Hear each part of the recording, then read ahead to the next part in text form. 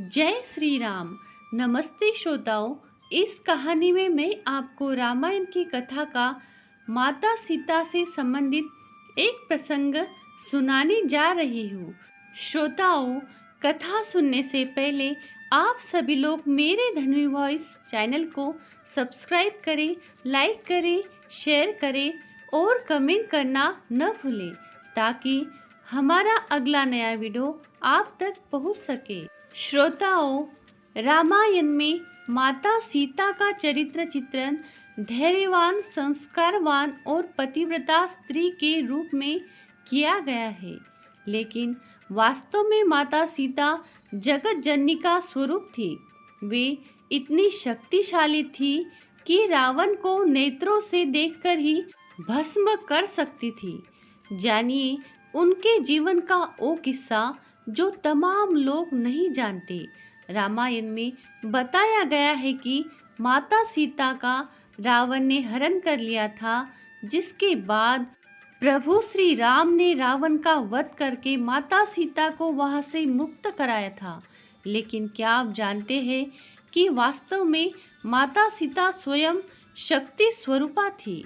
यदि माता सीता चाहती तो स्वयं ही रावण को भस्म कर सकती थी, लेकिन लोगों के समक्ष उन्होंने आदर्श उदाहरण प्रस्तुत करने के लिए ऐसा नहीं किया। हम आपको बताएंगे माता सीता की शक्ति का वो किस्सा जिसने राजा दशरथ को भी हैरान कर दिया था और वे समझ गए थे कि माता सीता स्वयं जगत जननी का स्वरूप है। कहा जाता है कि जब माता सीता का विवाह प्रभु श्री राम से हुआ तो ससुराल आने के बाद उन्होंने सबसे पहले ऋषि मुनियों और परिवारजनों के लिए खीर पकाई। जब वे उन्हें खीर परोस रही थी, उसी समय तेज हवा का झोंका आया। सभी ने अपनी अपनी पत्तल संभाली, लेकिन उस दौरान राजा दशरथ की खीर में एक छोटा सा घास का तिनका आकर गिर गया। माता सीता ने उस तिनके को देख लिया, लेकिन खीर से वो तिनका सबके बीच कैसे निकाले, ये बड़ी दुविधा थी। तभी उन्होंने तिनके को दूर से घूरा। माता सीता की दृष्टि से ही वो तिनका राख बन गया। सीता जी को लगा कि उनका ये चमत्कार किसी ने नहीं देखा, लेकिन राजा दशरथ ने ये सब देख लिया था और वो समझ गए थे कि माता सीता कोई साधारण स्त्री नहीं है, बल्कि जगत की जननी है। खीर खाने के बाद राजा दशरथ अपने कक्ष में चले गए और सीता जी को कक्ष में बुलवाया। वहां उन्होंने माता सीता से कहा कि आपका चमत्कार मैं देख चुका हूँ और समझ गया हूँ कि आप कौन हैं।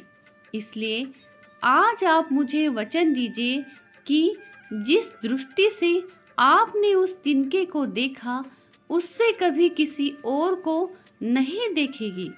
इसके बाद माता सीता ने दशरथ को ये वचन दे दिया।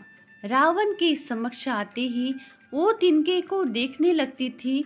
जब रावण ने उनका हरण किया था तो वो स्वयं ही उसे भस्म कर सकती थी, लेकिन वो राजा दशरथ को दिए वचन से बंधी हुई थी। इसलिए जब रावण उनके नजदीक आने का प्रयास करता था या उन्हें धमकाता था तो वो उसे कुछ नहीं करती, बस हाथ में तिनका उठाकर घूरने लगती थी और उसके प्रति अपने क्रोध को नियंत्रित करती थी। श्रोताओं, ऐसी ही अगली कहानी सुनने के लिए हमारे धन्वी वॉइस चैनल से हमेशा जुड़ते रहिए। चैनल को लाइक, सब्सक्राइब और शेयर करें। बेल आइकन वाला बटन भी दबाएं ताकि अगला नया वीडियो आप तक पहुंच सके। कमेंट में जय सिया राम जरूर लिखें। सीता माता की यह अद्भुत कहानी सुनने के लिए आपका बहुत बहुत धन्यवाद। बोलो जय सिया राम।